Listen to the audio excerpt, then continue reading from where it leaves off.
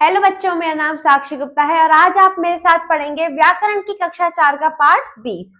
पाठ 20 से हम सीखेंगे पत्र लेखन यानी लेटर राइटिंग। आइए जानते हैं, पत्र लेखन हमारे दैनिक जीवन का एक अभिन्न अंग है। एक दूसरे का हालचाल जानने तथा अपने विचारों व महत्वपूर्ण सूचनाओं के आदान प्रदान में पत्रों की महत्वपूर्ण भूमिका है। दूर रहने वाले मित्र, सगे संबंधी जिनसे बार बार मिल पाना संभव नहीं होता, उनकी कुशल मंगल की जानकारी हम पत्र के माध्यम से ले सकते हैं।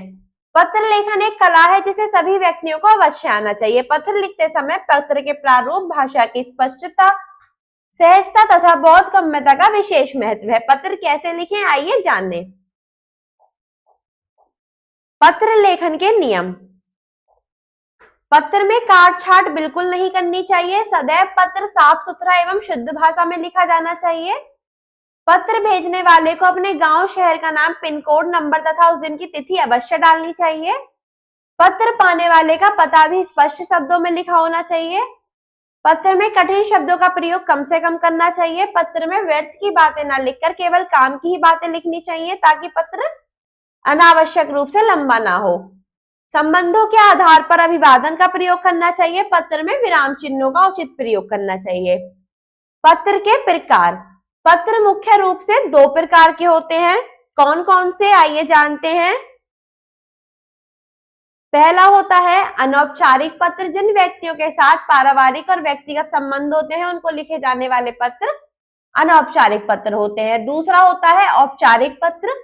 जिन व्यक्तियों के साथ व्यक्तिगत संबंध नहीं होते उन्हें लिखे जाने वाले पत्र औपचारिक पत्र कहलाते हैं। इनमें आवेदन पत्र, प्रार्थना पत्र, व्यवसायिक पत्र, संपादक को पत्र तथा सरकारी पत्र आदि आते हैं। घरेलू अनौपचारिक पत्र से संबंधित पता लिखने का नमूना। आइए अपने स्कूल के प्रधानाचार्य को 3 दिन के रोगावकाश के लिए एक प्रार्थना पत्र लिखिए। सेवा में प्रधानाचार्य, आर्य पब्लिक स्कूल, कानपुर।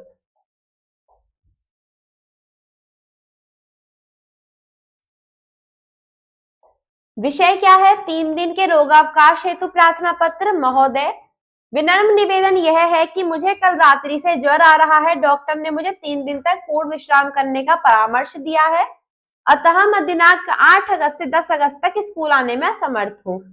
कृपया आप मुझे 3 दिन का रोगावकाश प्रदान करने की कृपा करें, जिसके लिए मैं आपका आभारी रहूंगा। आपका आज्ञाकारी शिष्य विनय, कक्षा 4 व दिनांक। इसमें हम उस दिन की दिनांक लिखते हैं जिस दिन हमें पत्र लिखना होता है। अगला है पापा को पढ़ाई के विषय में पत्र।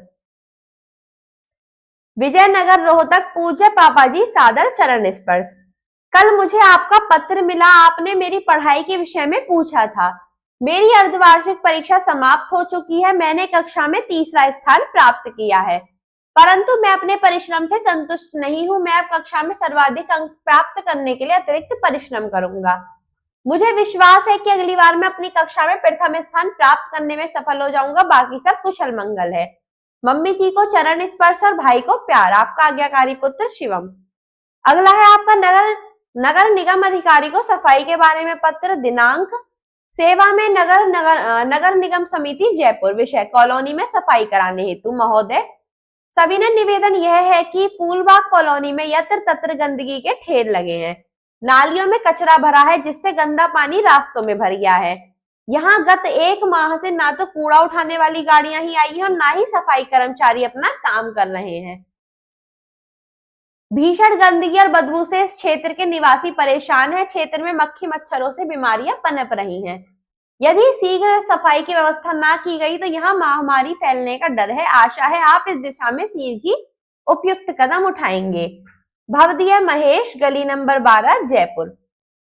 अगला देखिए, अपने क्षेत्र में पेड़ पौधों की कटाई रोकने के लिए जिलाधिकारी को पत्र। दिनांक सेवा में जिलाधिकारी महोदय, पिथौरागढ़ जिला। विषय है वृक्षों की कटाई रुकवाने हेतु।